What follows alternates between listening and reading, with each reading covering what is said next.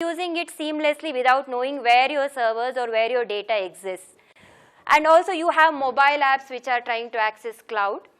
So it is more complicated than a traditional data center, and you need in-depth security mechanism to make sure that your cloud infrastructure is secure. So let's see who are the players in a public cloud. So there can be an enterprise P and an enterprise Q, and user might belong to either of the enterprises, and the public cloud is hosted by cloud service provider. So the cloud service provider is responsible of maintaining your server, storage, network and all the resources, and making sure that when requested the resources are available to you. But the user need not know what is there at the back end. And also it is shared by different organizations, different users. So the user is not aware of who also is sharing his data. In case of private cloud, it is restricted to a particular organization.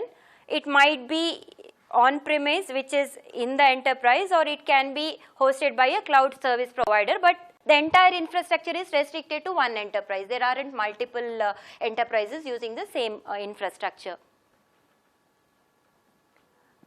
Hybrid cloud is where a company, for example, might have its mission critical data in its private cloud, in its enterprise cloud, where it makes sure that my mission critical, very important confidential data is not on cloud, but some not so important data might have been moved to public cloud. So it's a combination of private and public cloud, which is hybrid cloud.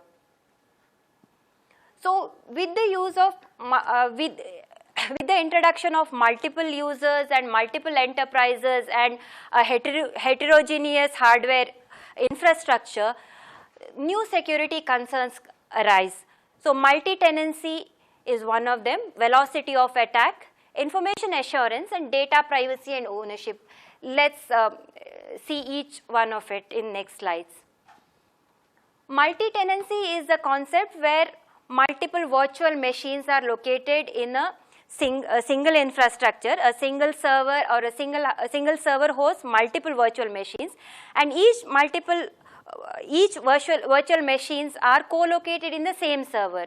So in case of a public cloud, so my company might be using one virtual machine, and another company, which might be a competitor company, might be using another virtual machine which is hosted in the same server. So that's how multi-tenancy brings in a new security threat, where the same infrastructure might be